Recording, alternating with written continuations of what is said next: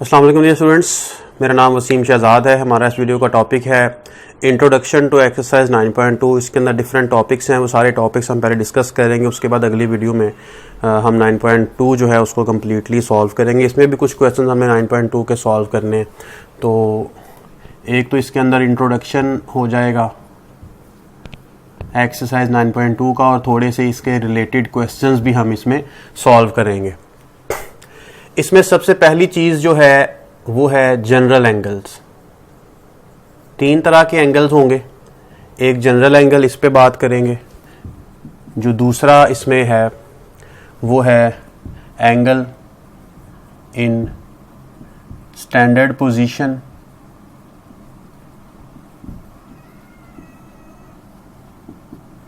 और तीसरा जो टॉपिक है इसके अंदर एंगल्स के हवाले से वो है, ये छोटी सी बात लिखी हुई है, सिर्फ कंप्लीट टॉपिक नहीं लिखा हुआ इसमें, वो है क्वाड्रेंटल एंगल। ये तीन चीज़ें एंगल से रिलेटेड इस एक्सरसाइज में, इस एक्सरसाइज से पहले लिखी हुई हैं।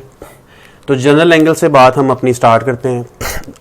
ऐसे बहुत से एंगल्स हो सकते हैं जिनकी इनिशियल और टर्मिनल साइड सेम होती है, वो तमाम एंगल्स को टर्मिनल एंगल्स कहलाते हैं, और इनका दूसरा नाम जनरल एंगल्स भी है। मतलब जनरल एंगल्स को आप कह सकते हैं को टर्मिनल एंगल्स।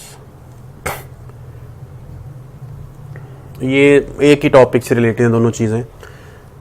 ये एक मैं एंगल बनाता हूं पहले यहां पर। इस एंगल का नाम रख लेते हैं थीटा। इस थीटा को अब हमने रोटेट करना है। ये इसकी इनिशियल साइड है इस थीटा की, और ये इसकी टर्मिनल साइड है थीटा की।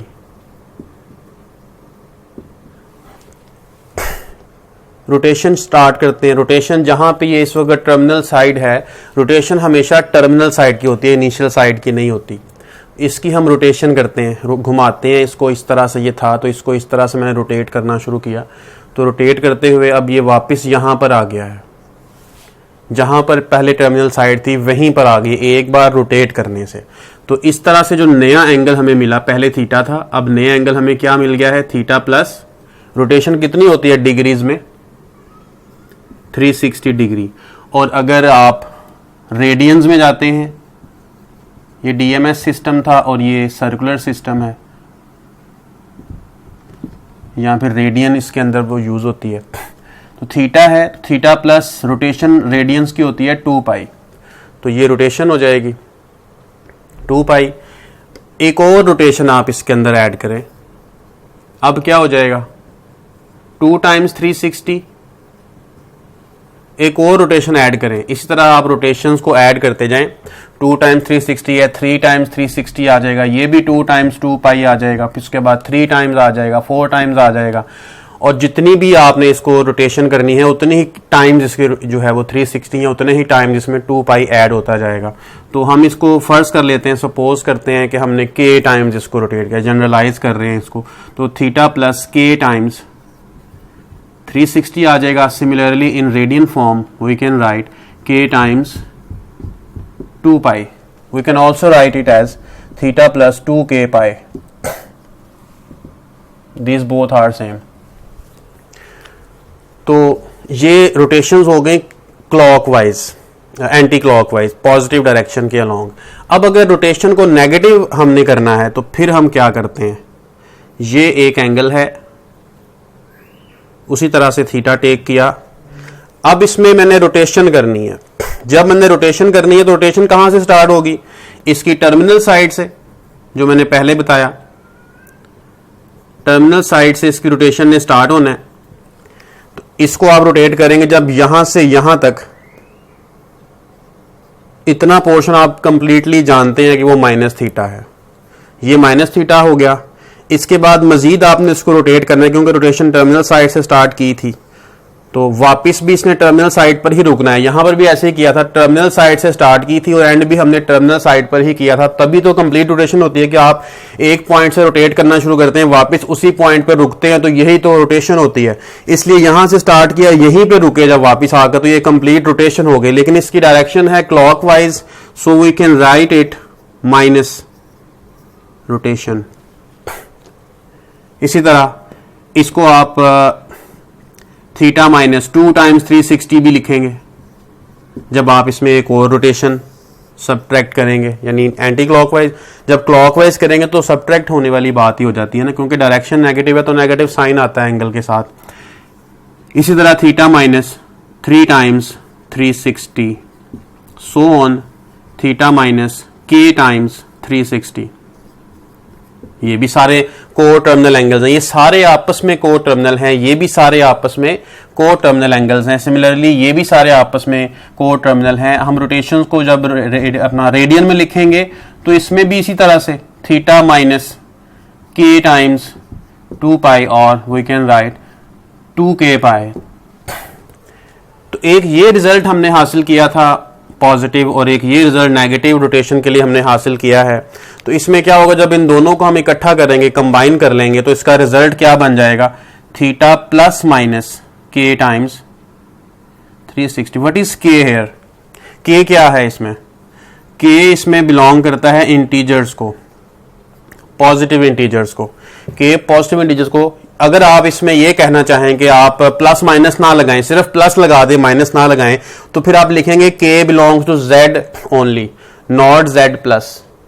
क्योंकि z प्लस तब जब हमने लगाना है तो माइनस हमने ऑलरेडी उसका लिखा हुआ है, 1 लगाएंगे तो प्लस माइनस 1, 2 लगाएंगे तो प्लस माइनस 2। लेकिन अगर प्लस माइनस छोड़ दें, सिर्फ प्लस लगाएं और यहां हम z की वैल्यूज लेना शुरू करें तो ऑटोमेटिकली उसमें plus minus 1, plus minus 2, plus minus 3 आएगा। तो अगर आपने प्लस माइनस लिखना है तो यहां प्लस लिखना पड़ेगा, और अगर यहां आपने खाली प्लस लिखना है तो फिर यहां प्लस को छोड़ देंगे, क्योंकि z के अंदर प्लस माइनस ऑलरेडी होते हैं। सिमिलरली यहां पर भी आप इसको जनरलाइज करके लिख सकते हैं प्लस माइनस 2k पाई। ये जनरल एंगल मैंने लिख दिए। को टर्मिनल एंगल्स भी यही हैं, ये तमाम एंगल एक दूसरे के को टर्मिनल एंगल्स हैं। इसके लिए एग्जांपल टेक करते हैं कोई। हम अगर थीटा इसमें 30 डिग्री टेक कर लेते हैं, ये 30 डिग्री एंगल का एक थीटा है, इसमें आप एक रोटेशन ऐड करें। जब रोटेशन आप ऐड करते हैं तो क्या होगा, थीटा 30 प्लस 360, तो एंगल बन जाएगा ये 390 डिग्री। थीटा 30 है, जब आप 360 रोटेशन ऐड करते हैं तो ये थीटा 390 बन जाता है। अब इसका मतलब ये नहीं है कि थीटा ये जो है आपस में इक्वल है, ये आपस में इक्वल नहीं है। जब इन पर साइन कॉस टैन वगैरह जो ट्रिग्नोमेट्रिक रेशियोज हैं, अभी हम डिस्कस करेंगे, जब उनको अप्लाई किया जाता है तो फिर इनके आंसर सेम आते हैं। लेकिन जब यहां पर खाली 30 लिखा हुआ है और 390 डिग्री लिखा हुआ है, they are not same angles, they are different angles. ठीक है, तो आप ये नहीं लिख सकते कि theta 30 degree is equal to 390 degree, ये नहीं हो सकता। अब ये क्यों नहीं हो सकता, ये भी जरा आपको वाजे कर देता हूं। जैसे एक स्क्रू होता है और एक स्क्रू ड्राइवर है। ये स्क्रू है, उसकी ये कैप, उसके ऊपर इस तरह से निशान बना होता है, कट लगा होता है। एक स्क्रू ड्राइवर से आप इसको रोटेट करते हैं। स्क्रू टाइट भी कर सकते हैं और स्क्रू को ढीला भी कर सकते हैं। जब टाइट करना होता है स्क्रू को तो क्या होता है, आप रोटेशन कौन सी टेक करते हैं, क्लॉकवाइज डायरेक्शन जब आप करते हैं तो स्क्रू टाइट होता है। जब आप एंटी क्लॉकवाइज रोटेशन लेते हैं तो स्क्रू ढीला हो जाता है। ठीक है, तो इसलिए अगर यहां पर ये इस वक्त 30 डिग्री पर मौजूद है इसकी रोटेशन, फर्ज कर लेते हैं जी एक्स एक्सिस था यहां पर, उसके साथ इसने 30 डिग्री का एंगल बनाया हुआ है हॉरिजॉन्टल लाइन के साथ। आप इसको स्क्रू ड्राइवर से रोटेट करते हैं, कंप्लीट एक रोटेशन के बाद यहीं पर वापस ले आते हैं और देखने में यही लगता है कि स्क्रू की लाइन जहां पे पहले थी वहीं पे है। तो इसका मतलब ये तो नहीं कि उसकी पोजीशन सेम हो गई, बल्कि आपने जब उसको ढीला किया थोड़ा सा तो वो थोड़ा सा ऊपर की तरफ आएगा, वापस आएगा। ठीक है, 3-4 रोटेशंस करेंगे तो वो पहली पोजीशन उसकी अगर यहां पे थी तो निकाल उसको, उसके बाद वो क्या होगा, जहां से वो टाइट हो रहा था वो ढीला होते होते यहां पर आ जाएगा, इतनी स्पेस आ जाएगी, स्पेस आ जाएगी। जैसे आप उसकी रोटेशन को क्लॉकवाइज करेंगे उसकी स्पेस कम होते होते वो टाइट हो जाएगा। ठीक है, तो ये इस तरह से जो 30 डिग्री वाली पोजीशन थी वो कुछ और थी, 390 कंप्लीट रोटेट करने के बाद वहीं पर लाकर छोड़ दिया तो उसकी रोटेशन कोई और है, अब फर्क पड़ गया है। ठीक है, तो ये इस तरह से हम इसको एग्जाम्पल इससे टेक कर सकते हैं समझने के लिए। ठीक है, अब इसको 180 की फॉर्म में आप ले जाएं, ये जो मर्जी करें। मैंने उसकी लाइन को पहले ही यहां पे ड्रॉ किया, उसके दरमियान में लाइन नहीं लगाई, यहां पर ओरिजिन नहीं बल्कि ओरिजिन यहां पे टेक करते हुए एंगल लिया था, इसलिए वापस यहीं पर आएगा तो 360 से ही आएगा, 180 से नहीं आएगा। दूसरा इसका एंगल है एंगल इन स्टैंडर्ड पोजीशन, इस पे बात कर लेते हैं। एंगल इन स्टैंडर्ड पोजीशन क्या है? ऐसा एंगल है कि जिसकी initial side along x axis होती है, यानी इसके अंदर कोऑर्डिनेट एक्सिस का होना जरूरी है, एक्स एक्सिस वाई एक्सिस का होना जरूरी है, तभी एंगल इन स्टैंडर्ड पोजीशन बनता है। उसकी डेफिनेशन में जाहिर है कि एक्स एक्सिस जो पॉजिटिव है इसके अलोंग उस एंगल की इनिशियल साइड होनी चाहिए, जो भी एंगल है उसकी इनिशियल साइड है। टर्मिनल साइड पे कोई कंडीशन नहीं, टर्मिनल साइड जहां चाहे आप बना सकते हैं, एक्सिस पर भी बना सकते हैं, क्वाड्रेंट के अंदर भी बना सकते हैं, लेकिन वो एंगल का जो ये वर्टेक्स है वो ओरिजिन पे होना चाहिए। वर्टेक्स कहां होना चाहिए? ओरिजिन पे। और इनिशियल साइड कहां होनी चाहिए? Along x axis, positive x axis, ठीक है। तो फिर हम इसे कहते हैं एंगल इन स्टैंडर्ड पोजीशन। तीसरी चीज भी यही है, जो क्वाड्रेंटल एंगल लिखा हुआ है, ये भी असल में इसी को आगे थोड़ा सा फर्दर प्रोड्यूस किया हुआ है कि जब आपके पास एंगल हो जो कि स्टैंडर्ड पोजीशन में हो, यानी कि ऐसा एंगल जिसकी एक्स एक्सिस पॉजिटिव के अलोंग इनिशियल साइड हो और वर्टेक्स ओरिजिन पे हो, तो उसकी टर्मिनल साइड पे अगर कंडीशन लगा दें कि टर्मिनल साइड किसी क्वाड्रेंट के अंदर ना हो बल्कि कंप्लीट क्वाड्रेंट बना रही हो, यानी एक्सिस पे हो, किसी एक्सिस पे हो, इसको भी बना लेते हैं यहां पर। ये इनिशियल साइड है अलोंग एक्स एक्सिस एंगल की, पॉजिटिव एक्स एक्सिस के अलोंग। यहां पर इसका वर्टेक्स है ओरिजिन पर, वर्टेक्स ओरिजिन पे है।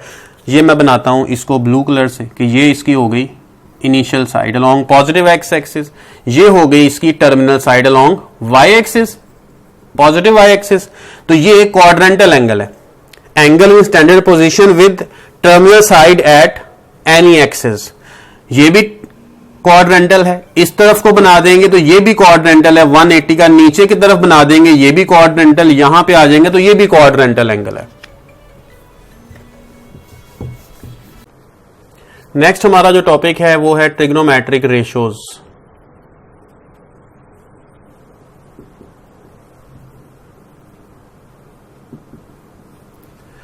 ट्रिग्नोमेट्रिक रेशियोज नाम से ही जाहिर है, ट्रिग्नोमेट्री यानी जो ट्रायंगल की मेजरमेंट्स हैं उनमें ट्रायंगल की जो रेशियोज आएंगी साइड्स की, उन्हें हम कहा जाए उसे कहेंगे ट्रिग्नोमेट्रिक रेशियोज। तो इसमें ट्रायंगल जो ट्रिग्नोमेट्रिक रेशियोज बना रही होती है वो राइट एंगल ट्रायंगल होती है।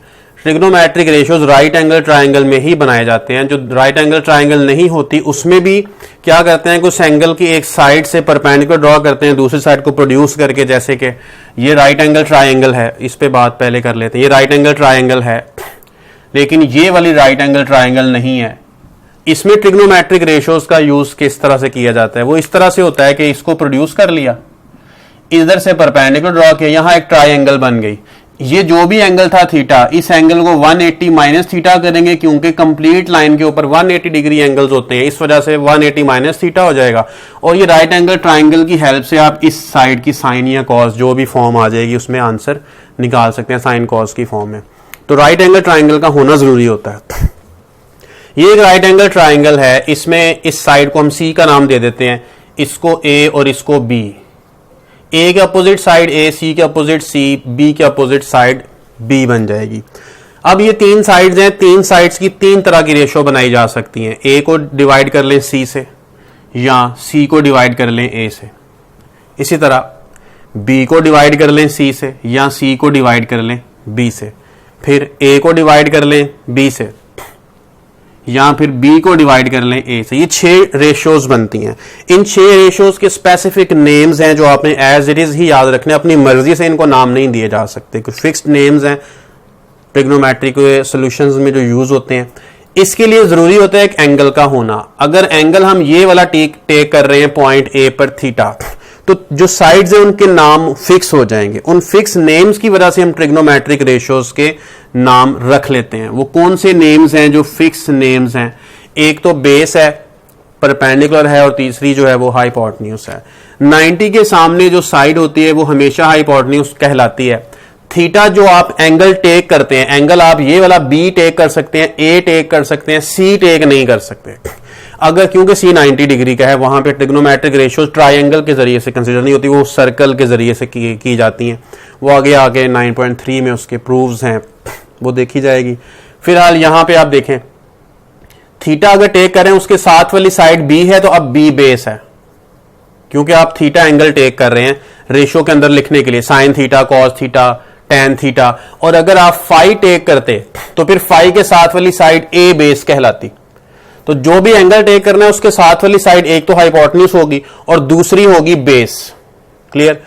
इसी तरह हम एंगल थीटा टेक कर रहे हैं, थीटा के साथ वाली बेस है, थीटा के सामने वाली परपेंडिकुलर होगी, इसे अपोजिट का नाम भी दिया गया है हमारी बुक में, और बेस को एडजेसेंट का नाम दिया गया है, स्मॉल इसे ए डी जे लिखा गया है। अगर फाई टेक करना है, sine phi, cos phi, tan phi, तो ये बेस हो जाएगी और उसके सामने वाली साइड परपेंडिकुलर हो जाएगी। लेकिन हम थीटा पे बात कर रहे हैं तो थीटा ही टेक करेंगे। उसी के अकॉर्डिंग साइन थीटा परपेंडिकुलर है, ये ए की वैल्यू परपेंडिकुलर यानी अपोजिट ओवर हाइपोटेन्यूज, सी हाइपोटेन्यूज है, तो परपेंडिकुलर ओवर हाइपोटेन्यूज को साइन का नाम देना है। बी क्या है इसमें? बेस, हाइपोटेन्यूज, ये जो बेस ओवर हाइपोटेन्यूज होती है इसे हम कॉस का नाम देते हैं। ए परपेंडिकुलर है, perpendicular over base, B base है, तो ये परपेंडिकुलर ओवर बेस की जो रेशियो है इसका नाम टेन होता है। साइन का रेसिप्रोकल है ये, इसे आपको सीकेंड लिखेंगे। सी का रेसिप्रोकल एस है और एस का सी है, एस यानी साइन और उसका कोसिकेंड। अब सी कॉज है, इसका रेसिप्रोकल एस से स्टार्ट होगा, वो है सीकेंड। टेन है, इसका रेसिप्रोकल कॉट है। अमूमन ये गलती करते हैं लोग कि साइन का रेसिप्रोकल सीकेंड समझ लेते हैं। एस का रेसिप्रोकल एस नहीं है, एस का रेसिप्रोकल सी है, ठीक है, और सी का रेसिप्रोकल एस है। तो ये मैंने ट्राइंगल के हिसाब से इसको बना दिया। अब अगर इस तरह से इसको टेक किया जाए कि एक्स एक्सिस और वाई एक्सिस कोऑर्डिनेट एक्सिस आ जाएं, उसमें ट्राइंगल को हम बनाते हैं और उसके अंदर फिर इसकी रेशियोज का जो है वो नाम रखते हैं। ये एक्स की वैल्यू, ये वाई की वैल्यू, और जो ओरिजिन से पॉइंट का डिस्टेंस है पी एक्स वाई कोई पॉइंट है, ये एक्स एक्सिस है,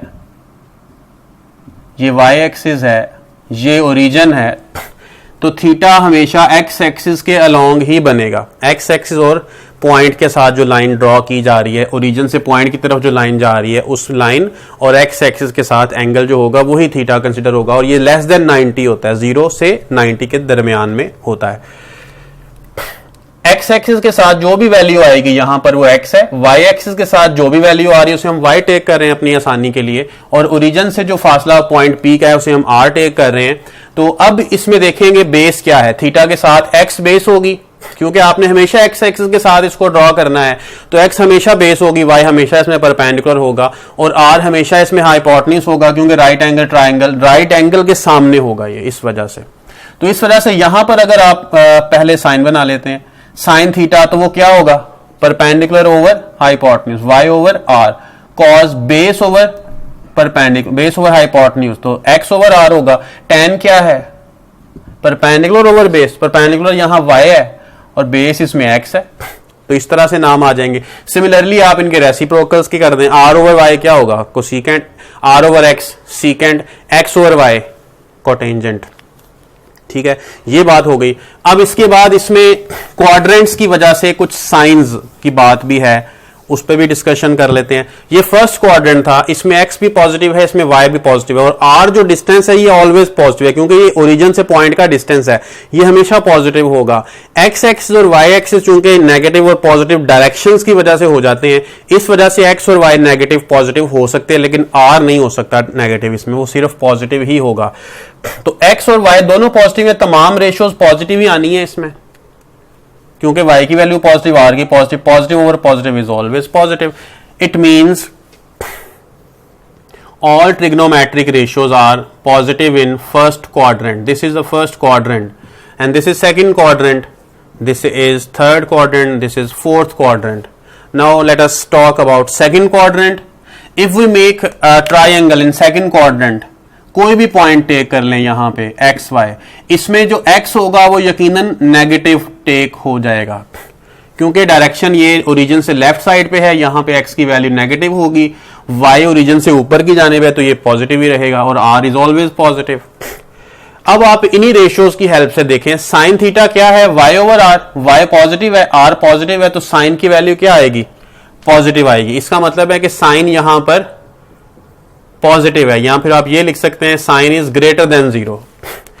इसमें कॉस देख लें, एक्स ओवर आर होता है, एक्स नेगेटिव है, आर पॉजिटिव है, negative over positive is equal to negative. इसका मतलब है कॉज नेगेटिव है। tan को देख लें, इसमें भी x आ गया, x नेगेटिव है और y इसमें पॉजिटिव है, इस वजह से tan नेगेटिव आ जाएगा। तो इनके रेसिप्रोकल भी इसी तरह से, जो नेगेटिव है उसका रेसिप्रोकल भी नेगेटिव, जो पॉजिटिव है उसका रेसिप्रोकल भी पॉजिटिव, क्योंकि रेसिप्रोकल करने से साइन चेंज नहीं होता। तो अगर साइन पॉजिटिव है तो कोसेकेंट भी पॉजिटिव ही होगा। बाकी तमाम चीजें मैंने बता दी, जिसमें x आ रहा है, x नेगेटिव है इसमें, इस वजह से कॉज और tan नेगेटिव हैं। इनके रेसिप्रोकल में भी सिमिलरली x होगा, वो भी नेगेटिव होंगे। थर्ड क्वाड्रेंट में आ जाते हैं। ये थर्ड क्वाड्रेंट का कोई पॉइंट टेक करते हैं, इसमें x और y दोनों नेगेटिव होते हैं। ये राइट एंगल, यहां भी थीटा माइनस x है, सिमिलरली इसमें माइनस y है, r इज पॉजिटिव। अब देख सकते हैं कि इसमें जब साइन के अंदर आप वैल्यू लगाएंगे तो y over r, y negative है, r पॉजिटिव है, आंसर जो साइन है उसका नेगेटिव आ जाएगा। x ओवर r से भी नेगेटिव आ रहा है, जबकि y ओवर x से पॉजिटिव आ रहा है, क्योंकि negative over negative is equal to positive. इस वजह से इस क्वाड्रेंट के अंदर हम ये लिख सकते हैं कि tan सिर्फ पॉजिटिव है और tan का जो रेसिप्रोकल है वो भी पॉजिटिव है, बाकी तमाम नेगेटिव है। ये वाली नेगेटिव वैल्यूज को यहां आप लगा के फाइनलाइज करते हैं अपने आंसर को।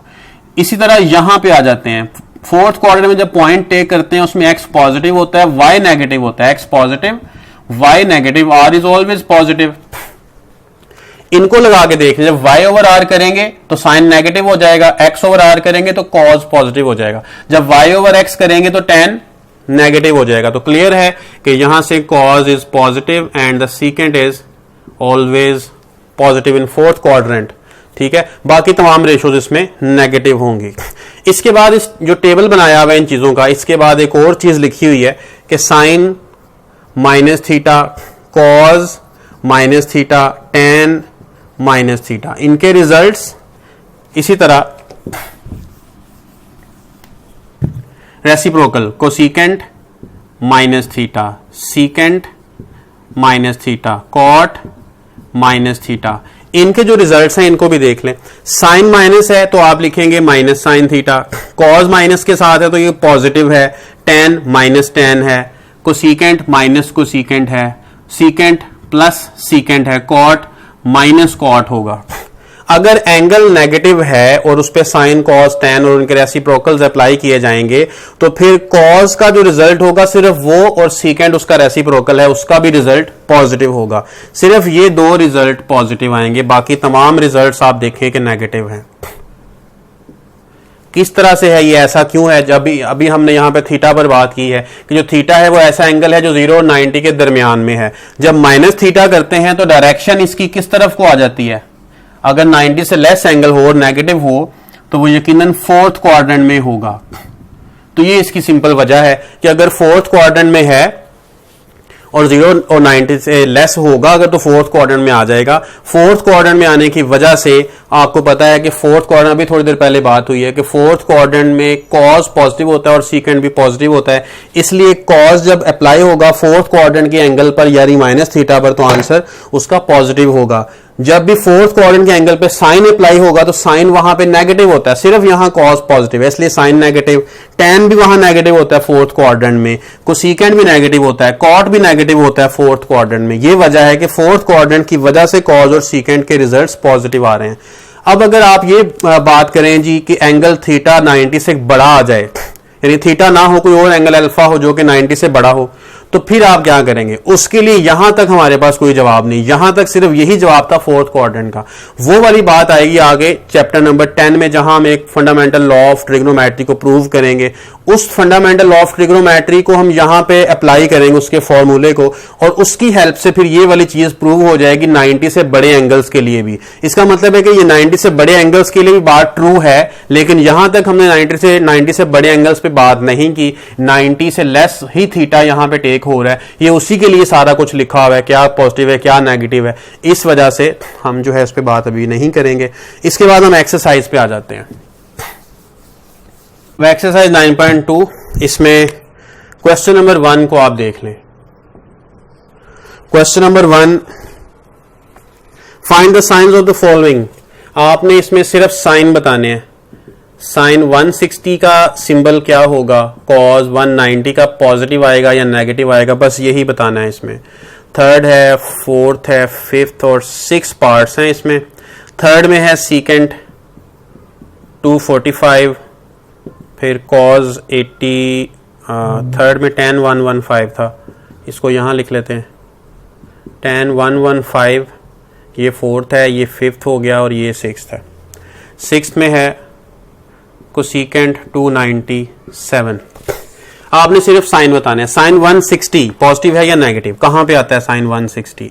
आप देखेंगे ये 0 है, ये 90 है, ये 180 है, ये 270 और वापस जब रोटेशन पूरी होती है तो ये 360 डिग्री होता है। तो 190 कहाँ पे आएगा? 160 पे बात हो रही है, तो 160 कहाँ पे आएगा? 180 से लेस है, 90 से ग्रेटर है, सेकंड क्वाड्रेंट में आएगा।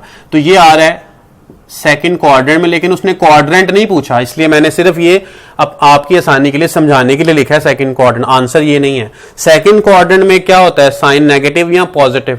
सारी बातें यहां लिख लेते हैं पहले। इसमें ऑल पॉजिटिव था, इसमें साइन पॉजिटिव था और साइन का रेसिप्रोकल कोसिकेंट पॉजिटिव था, ये पॉजिटिव थे। और इसमें क्या पॉजिटिव था? tan और इसका रेसिप्रोकल कॉट, ये दोनों पॉजिटिव हैं। और इसमें कॉज और सीकेंट ये पॉजिटिव है। इसकी हेल्प लें, सेकंड क्वाड्रेंट बना तो साइन क्या बनेगा? पॉजिटिव। कॉज 190 180 से ग्रेटर होता है, 270 से लेस होता है, so it lies in third quadrant and cause 190 lies in third quadrant. Cos is negative in third quadrant because only tan and cot is positive in third quadrant, so it will be negative.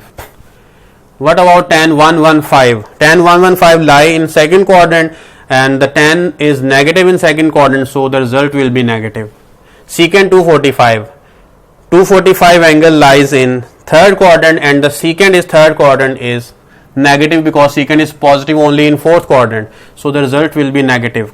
Cot 80 lies in first quadrant, so all the ratios in first quadrant are positive, therefore cos 80 is also positive. Cosecant 297 lies in fourth quadrant and cosecant is negative in fourth quadrant because only cos and secant are positive in fourth quadrant, therefore the result will be negative. ये हो गया question number 1। Question number 2 को भी हम देख लेते हैं। Question number 2, इसमें लिखा हुआ है कि साइन -3 tan, आपने इसमें फिल इन दी ब्लैंक्स करनी। यहां पर ब्लैंक्स हैं जो आपने फिल करनी है वाली जगह, ठीक है, शुरू में इसके, यानी आपने सिंबल लगाना है पॉजिटिव या नेगेटिव। तो ये डिपेंड करता है जो क्वेश्चन मैंने सॉल्व की, क्वेश्चन नहीं जो मैंने पहले डिस्कशन की थी कि साइन के साथ माइनस है, कॉस के साथ एंगल माइनस का है, tan के साथ एंगल माइनस का है, तो उसमें आप क्या करेंगे? इसी तरह अगर साइन के बाद कोसिकेंट इसका रेसिप्रोकल है, इसके साथ माइनस है, सीकेंट के साथ एंगल माइनस का है या कॉट के साथ एंगल माइनस का है, तो रिजल्ट में क्या होगा? तो आपको याद होगा इसी वीडियो में बात की है हमने। साइन के साथ अगर एंगल माइनस का है तो माइनस शुरू में, tan का माइनस शुरू में, कोसिकेंट का माइनस शुरू में, कॉट का माइनस शुरू में। सिर्फ और सिर्फ कॉस का माइनस शुरू में नहीं आता, ये प्लस हो जाता है, और सीकेंट का माइनस भी शुरू में नहीं आता, ये प्लस हो जाता है। और मैं इस पे बात कर चुका हूं पहले कि हमने जो थीटा टेक किया था वो 90 से लेस था, इसलिए उसमें ये रूल अप्लाई किया गया था, उसके मुताबिक हमें रिजल्ट दिए गए आपकी बुक में। लेकिन यहां पर जो पूछा गया वो 90 से ग्रेटर एंगल्स का पूछा गया, और इस पर बात होनी है जाकर चैप्टर नंबर 10 पे। इस चीज का प्रूव यही होगा, 90 से लेस एंगल हो या 90 से ग्रेटर एंगल हो, रिजल्ट्स यही होंगे, लेकिन वो प्रूव जब आएगा फंडामेंटल ऑफ ट्रिग्नोमेट्री, उसके जरिए से ये सारी चीजें हम प्रूव कर सकते हैं। तो यहां बगैर प्रूव किए हुए ऑलरेडी वो पूछ रहा है वैसे ही, क्योंकि यहां पर इसको ये पूछने का मकसद ये है कि आपको ये पता चल जाए कि 90 से लेस हो या 90 से ग्रेटर हो, रूल्स यही हैं, ठीक है। तो माइनस है साइन, तो आप क्या लगा देंगे इसके शुरू में? माइनस। कॉस के एंगल का माइनस है, ये प्लस। tan का माइनस है, शुरू में आएगा। कॉट का माइनस है, शुरू में आएगा। सीकेंट का माइनस शुरू में नहीं आता, प्लस है। कोसिकेंट का माइनस शुरू में आ जाएगा। तो ये था क्वेश्चन नंबर 2। अब क्वेश्चन नंबर 3 की तरफ चलते हैं। ये है क्वेश्चन नंबर 3। इसमें पूछा गया है कि ये आपके पास इंफॉर्मेशन है, इस इंफॉर्मेशन को देखते हुए आप बताएंगे कि ये कौन से क्वाड्रेंट में थीटा लाई करता है। तो इसके लिए हम वो जो सामने टेबल लिखा है इसको यूज कर सकते हैं। साइन थीटा नेगेटिव है, कॉज पॉजिटिव है। आपने सिर्फ यही फोकस करना है क्या रेशो, कौन सी रेशो कहां कहां पॉजिटिव है, क्योंकि रिजल्ट असल में पॉजिटिव है। हर रेशो 2 क्वाड्रेंट्स में पॉजिटिव होती है। पहले में तमाम रेशोज पॉजिटिव है, तो कॉज पहले में और चौथे में दोनों में पॉजिटिव हो गई। सीकेंड भी पहले और चौथे दोनों में पॉजिटिव है। इसी तरह साइन पहले और दूसरे में पॉजिटिव है, कोसेकेंट पहले दूसरे में, और जो टैन है ये पहले तीसरे में, कॉट भी पहले तीसरे दोनों में पॉजिटिव है। हर रेशो 2 कोऑर्डिनेट्स में पॉजिटिव है, हर रेशो 2 कोऑर्डिनेट्स में नेगेटिव है। Sine negative, cos positive. तो आप देखें कॉज कहां कहां पॉजिटिव है, पहले में और चौथे में, लेकिन साइन भी साथ नेगेटिव होना जरूरी है। तो साइन नेगेटिव चौथे में होता है सिर्फ, जहां कॉज पॉजिटिव है। ठीक है, इसलिए आंसर इसका हम लिख देंगे 4th क्वाड्रेंट। अब देखें कॉट भी पॉजिटिव, कोसेकेंट, दोनों रेशियोज पॉजिटिव हैं, एक कॉट है और एक कोसेकेंट है, तो ये यकीनन पहले क्वाड्रेंट में है। टैन नेगेटिव है लेकिन कॉस पॉजिटिव है। कॉस पॉजिटिव होता है पहले में और चौथे में, लेकिन पहले में तो सारे पॉजिटिव होते हैं, यहां पे टैन नेगेटिव दिया जा रहा है साथ, इसका मतलब पहला तो नहीं हो सकता, तो फिर एक ही ऑप्शन बचती है 4th क्वाड्रेंट की। साइन भी नेगेटिव है, सीकेंड भी नेगेटिव है। अब साइन कहां कहां नेगेटिव है, साइन तीसरे और चौथे, 3rd and 4th दोनों क्वाड्रेंट में नेगेटिव है, और सीकेंड नेगेटिव कहां पे, सिर्फ 3rd में और 2nd में। ठीक है, ये 3rd और 2nd और ये 3rd और 4th, तो कॉमन कौन सा आया, 3rd क्वाड्रेंट। इसलिए 3rd क्वाड्रेंट में ये दोनों नेगेटिव ही होते हैं। ये बात मैं इस तरह से वाजे करता हूं कि सीकेंड नेगेटिव है कहां पे, यहां पे, यहां पे। साइन नेगेटिव है कहां कहां, साइन नेगेटिव है यहां 4th में, और साइन नेगेटिव है 3rd में। तो यहां तो साइन नेगेटिव है लेकिन सीकेंड नेगेटिव नहीं है, यहां सीकेंड नेगेटिव है लेकिन साइन नेगेटिव नहीं है, यहां सीकेंड भी नेगेटिव है, साइन भी नेगेटिव है, और यही दोनों बातें उसने की हुई हैं, इसलिए हमने 3rd क्वाड्रेंट को चूज किया। कॉट पॉजिटिव इसमें है, साइन नेगेटिव भी इसी में है, यानी पहला तो नहीं हो सकता, पहले में तो सारे पॉजिटिव है, तो यकीनन ये 3rd क्वाड्रेंट है। अब आप बता दें कॉज नेगेटिव और टैन नेगेटिव, खुद देख लें क्या आंसर होना चाहिए।